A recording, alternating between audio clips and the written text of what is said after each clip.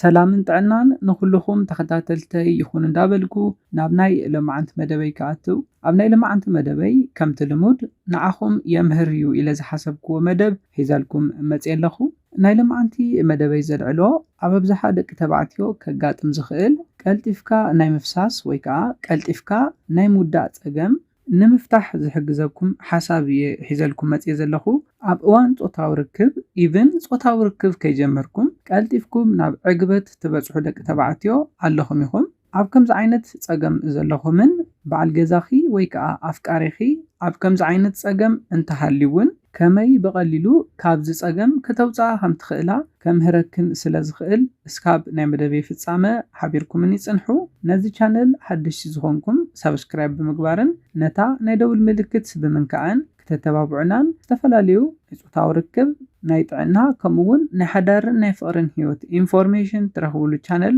ስድራ ንኽትኮኑ ብኽብሪ ሓትት መደብና ናብ ብዙሓት በፂሑ ትምህርቲ ንወስድሉ ላይክ ጌርኩም ጀምርዎ ስድራ ንዝኾንኩምኒ እንዳመስገንኩ ናብ መደበይ ክምለስ ኣብ እዋን ጾታዊ ርክብ ቀልጢፍካ ናይ ምውዳእ ፀገም ብዙሓት ምኽንያታት ኣለዎ ኮይኑ ግና ካብዚኣቶም ብቐሊሉ ከተመዓራርይዎም ትኽእልዎም ነገራት ኢና ክንርኢ እቲ ቀዳማይ ሓሳብ እንታይ እዩ ምስ ናይ መትሎኹም ጥዕና ዝተተሓዘ ሓሳብ እዩ መትሎ ብጠባዩ ኣብ ውሽጡ ብጣዕሚ ብዙሕ ዝበለ ናይ ደም ምዝዋር ወይ ከዓ ናይ ደም ምትእኽኻብ እንተዘይሃልዩ መትሎኹም ደው ዘይብልን ንጾታዊ ርክብ ድልው ከም ዘይኸውን ዝፍለጥ እዩ ምስ እዚ ተታሒዙ ድማ ነዚ ፀገም ዝፈጥሩ ሓደ ኣመጋግባታት ኣለዉ ናይ ስፖርታዊ ኤክሰርሳይዝ ዘይምስራሕ እውን ዓርሱ ዝኸኣለ ምኽንያት እዩ እዚ ንመትለኹም ብልዑል መጠን ክጎድእ ስለ ዝኽእል ብዝተኻለኩም ዓቕሚ ኣመጋግባኹም ዝተመዓራረየ እንተኾይኑን ኤክሰርሳይዝ ትሰርሑ እንተኾይንኩምን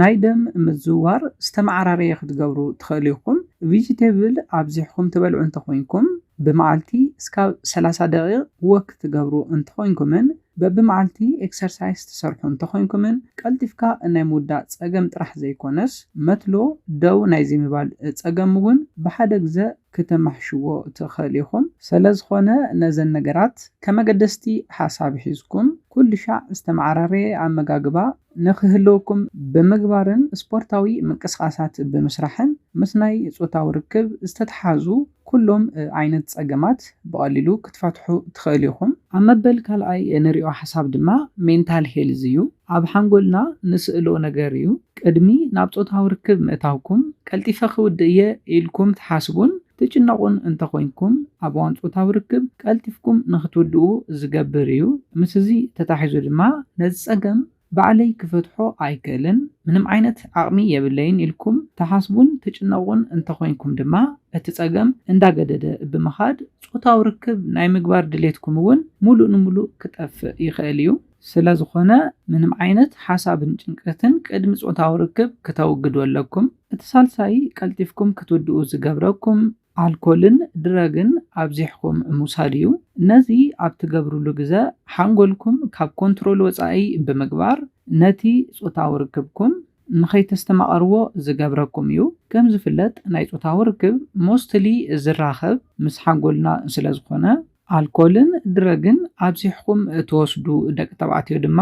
መትልኹም ምስ ሓንጎልኩም ንኸይራኸብ ብምግባር ኢቭን ናብ ጾታዊ ርክብ ቅድሚ ምእታውኩም ንኽትዓግቡ ክገብረኩም ዝኽእል እዩ ኣብ መበል ራብዓይ ንሪኦ ቀልጢፍካ ናይ ምውዳእ ፀገም ንኸጋጥመኩም ዝገብር ድማ ኣብዚሕካ ናይ ጾታዊ ርክብ ፊልምታት ምርኣይን ግብረ ሕቡእ ወይ ከዓ ሴጋ ምግባር እዩ ኣብዝሓ መናእሰይ በዚ ፀገም ከም ዝተተሓዝኩም ዝፍለጥ እዩ ንነዊሕ ግዜ ናይ ጾታዊ ርክብ ፊልምታት ብምርኣይ ኣብዝሓ ደቂ ተባዕትዮ ንመትለኹም እንዳነኻኽኣኹም ኣብኡ ንኽትውድኡ ክትገብሩ ትኽእሉ ኢኹም እዚ ድማ ብጣዕሚ ሓደገኛ ነገር እዩ ምኽንያቱ እንታይ እዩ ግብረ ሕቡእ ወይ ከዓ ሴጋ ንብሎ ልምዲ ናብ ቀልጢፍካ ናይ ምውዳእ ፀገም ዘብፅሕ ሕማቕን ሓደገኛን ልምድን እዩ ኣብ መበል ሓምሻይ ንሪኦ ምኽንያት ቀልጢፍካ ናይ ምውዳእ ድማ ሴንሲቲቭ ምዃን እዩ ናይ መትሎ እቲ ሴንሲቲቭ ፓርት እቲ ታሕተዋይ ክፋል ከም ዝኾነ ዝፍለጥ እዩ ስለዝኾነ ነዚ ክፋል ዘይነክእ ናይ ጾታዊ ርክብ ናይ ፖዚሽን ዓይነት እንተተጠቒምኩም ንውሕ ንዝበለ ግዜ ኣብ እዋን ጾታዊ ርክብ ንኽትፀንሑ ዝሕግዘኩም እዩ ስለዝኾነ ነዘን ምኽንያታት ምስ ረኣና ከመይ ጌርና ደኣ ንውሕ ንዝበለ ግዜ ክንፀንሕ ንኽእል ክትብሉ ትኽእሉ ኢኹም ፈለማ ቀደም ኢልና ከም ዝረኣናዮ ናይ ስፖርታዊ ምንቅስቃሳት ብምስራሕ ኣመጋግባና ዝተመዓራረየ ብምግባር እዚ ማለት ኣብ መዓልታዊ ምግብና ቬጂቴብል ክስኣን የብሉን ብምቕጻል ድማ ኣብ ሓንጎልና ምንም ዓይነት ጭንቀትን ሓሳብን ክህልው ብዘይ ምግባር ንውሕ ንዝበለ ግዜ ክንጸንሕ ንኽእል ኢና ንኣብነት ቀልጢፈ ክውድእ ይኽእል እየ ዝብል ሓሳብን ጭንቀትን ወይ ከዓ ካልኦት ናይ ስራሕን ናይ ናብራ ሓሳብን ጭንቀትን እንተሃሊኩም ነዘን ጭንቀትን ሓሳባትን ቅድሚ ጾታዊ ርክብ ብምጥፋእን ብምውጋድን ናብ ጾታዊ ርክብ ክትኣትውን ከለኹም ንውሕ ንዝበለ ግዜ ክትጸንሑ ትኽእሉ ኢኹም። እቲ ካሊእ እንሪኦ ድማ ኣልኮልን ድራግን ብጣዕሚ ክትቀንሱ ኣለኩም።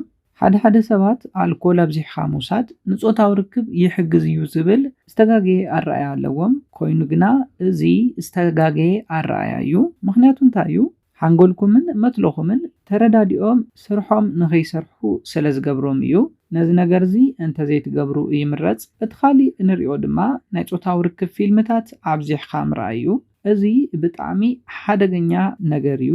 ሓደ ሰባት ናይ ጾታዊ ርክብ ፊልምታት ምርኣይ ከም ትምህርቲ ይሓስብዎ እዮም። ኮይኑ ግና እዚ ዝተጋገየ ጌጋ ወረዳድኣ እዩ። ነዘን ፊልምታት ብምርኣይ ልክዕ ከምቶም ኣክተራት ንውሕ ንዝበለ ግዜ ንክትጸንሑ ክትሓስቡ ኢኹም። ኮይኑ ግና ኣብዘን ፊልምታት ትርእይዎም ናይ ጾታዊ ርክብ ጻንሒታት ትኽክል ኣይኮኑን። ካብ ሓቂ ዝረሓቑ ናይ ጾታዊ ርክብ ጻንሒታት እዮም። ልክዕ ከምቶም ኣክተራት እንተዝጸኒሕኩም ድማ ኣብ ጾታዊ ርክብ ድኽም ዝበልኩም ከም ዝኾንኩም ንኽስምዐኩም ዝገብር ሕማቕ ልምዲ እዩ። ካብዚ ብተወሳኺ ድማ ናብ ግብረ ሕቡእ ወይ ከዓ ሴጋ ንኽትኣትዉ ዝገብረኩም ሕማቕን ሓደገኛን ልምዲ ስለ ዝኾነ ካብ ናይ ጾታዊ ርክብ ፊልምታት ምርኣይ ክትርሕቑ ኣለኩም። ግብረ ሕቡእ ወይ ከዓ ሴጋ ንብሎ ድማ ኣብ መትሎ ልዑል ዝኾነ ጉድኣት ዘስዕብ ሕማቕን ሓደገኛን ልምዲ ስለ ዝኾነ ካብ ግብረ ሕቡእ ወይ ከዓ ሴጋን ካብ ናይ ጾታዊ ርክብ ፊልምታት ምርኣይን ክትቆጠቡ ኣለኩም። እቲ ካሊእ እንሪኦ ድማ ናይ መትሎ